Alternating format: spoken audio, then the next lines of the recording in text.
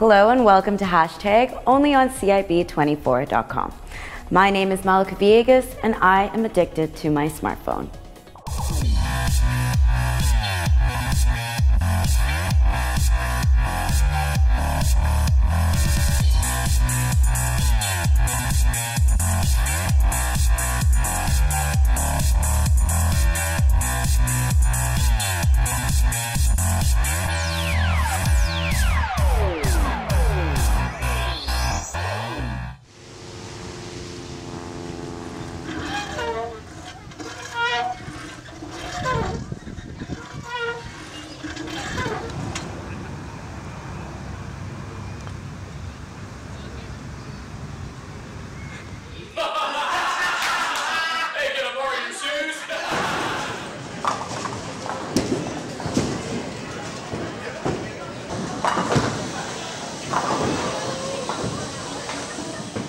Admittedly, I'm part of the 74% of North Americans that are within 5 feet of their mobile device a majority of the time. And as someone who believes that my smartphone is a vital necessity, it's made me wonder, am I missing out on life? That was comedian Charlene deGuzman and her film, I Forgot My Phone.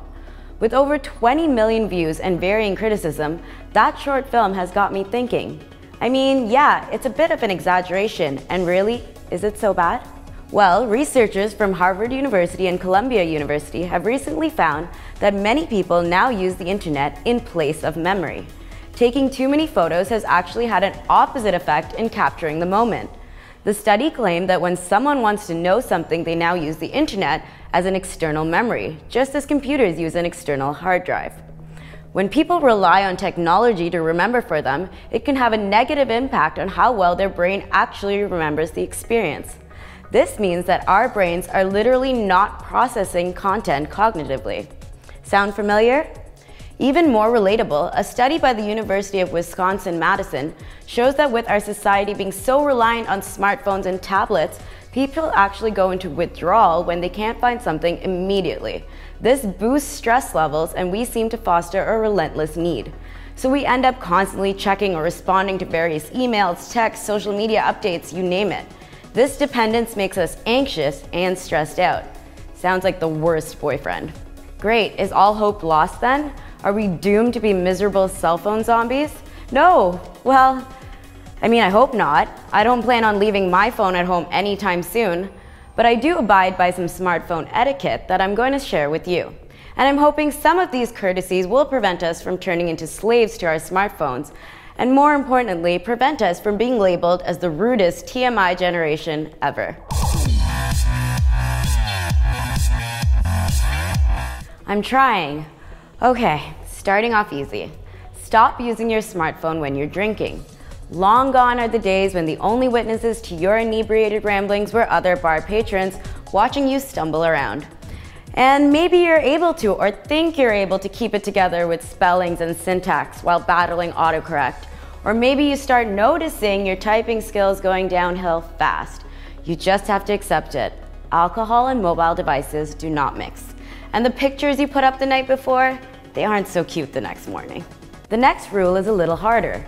Stop fooling around or browsing on your phone whenever you have a free moment.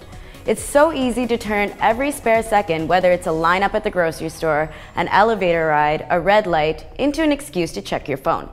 It's been proven that we need unstructured time for creativity to foster.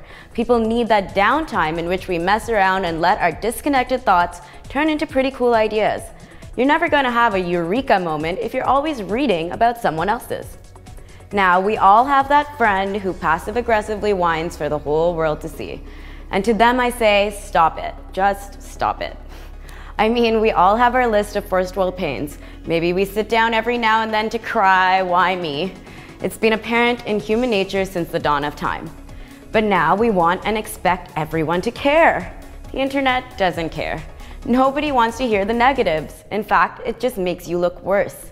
So take a deep breath, put down your phone, and throw a real tantrum if you like. The whole kicking, screaming, tears if you're feeling it could be liberating.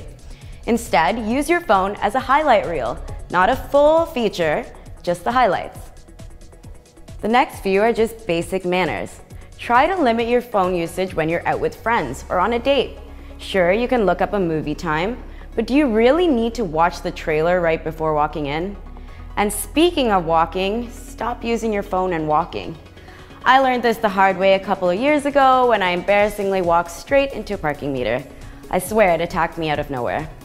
If you're really messaging someone something that important, stop, or crazy thought, call them. Try to limit your smartphone usage when you're at an event or concert. Yes, I know we all want that perfect shot where the silhouette of our face lights up perfectly in the stage lights and the whole crowd is behind you, etc., etc. But cut it down.